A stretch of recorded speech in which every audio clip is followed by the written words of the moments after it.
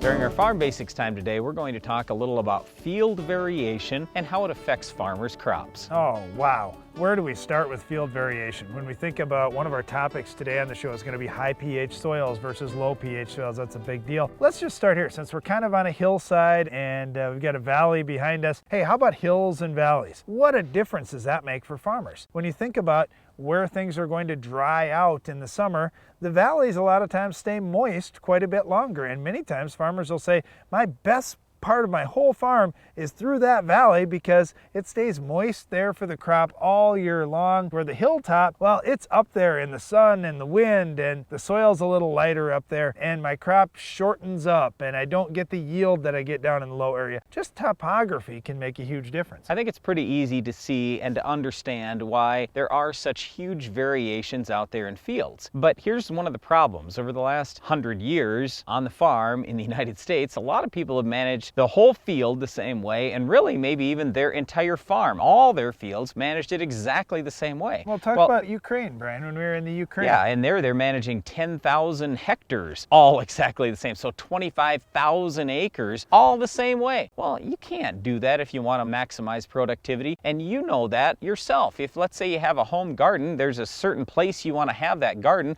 where it's got the best soil, right? And you're going to treat that soil differently than you would treat a different type of soil. So what we're now doing on the farm is what we call precision farming. So we're actually going out and soil sampling all these different areas separately. We're finding out what this area needs versus the other area, and then we're managing those areas separately as well. We're fertilizing them different. We're planting different populations in those areas, spraying different things or different rates in those areas. So that's really kind of what this all comes back to is on the farm, we used to just farm everything the same way. Now we're farming just small pieces of each field differently so we can better maximize productivity. Well, farmers have always known that there's this tremendous variability out in fields, but they never really had a visual demonstration of that until we got yield monitors. Once we had yield monitors, farmers would see going through the field, hey, I have 250 bushel corn, and then a few hundred feet later, they've got 80 bushel corn. And yeah, I knew it wasn't as good in that spot, but I didn't realize financially it was costing me that much money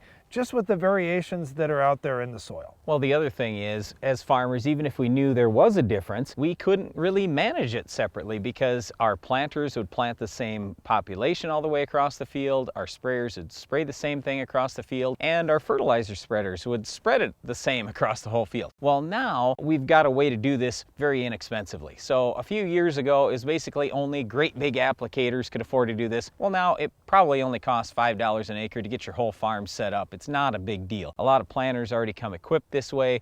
A lot of sprayers, you can have different rates and you can put in variable prescriptions. And then we've set up our strip till machine, our anhydrous bar, our dry fertilizer spreader for very little money, and we can control those things now with prescriptions. It's very nice, so we don't have to manually figure, oh, I'm getting to this area, I gotta change things.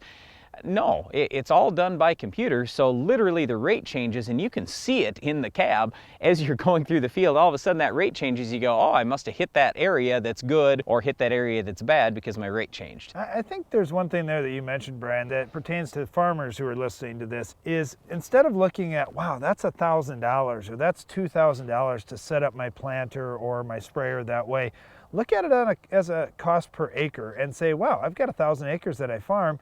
Okay, it's $2,000 worth of equipment. That's $2 an acre. And now I'm set up forever to be able to make these changes. That's pretty important. I look at just for homeowners, you mentioned the garden differences. I think there's differences in the lawn too. And you see, all right, in the middle of the summer, hey, the grass is still growing pretty good in this part of my lawn. In this part of my lawn, it's pretty brown already and it's not growing very well. And we see that. There's variability no matter where you're at in soils. It's just on the farm we make our living off getting all that soil to be productive. So farmers many times nowadays are managing the highly productive soils and the less productive soils a little bit different to try to get more production out of that lower productivity soil and really to try and maximize what they can get on their best ground. Well, unfortunately, one of the reasons the bad ground might be bad is because of our Weed of the Week, but we'll tell you how to stop it on your farm coming up later in the show.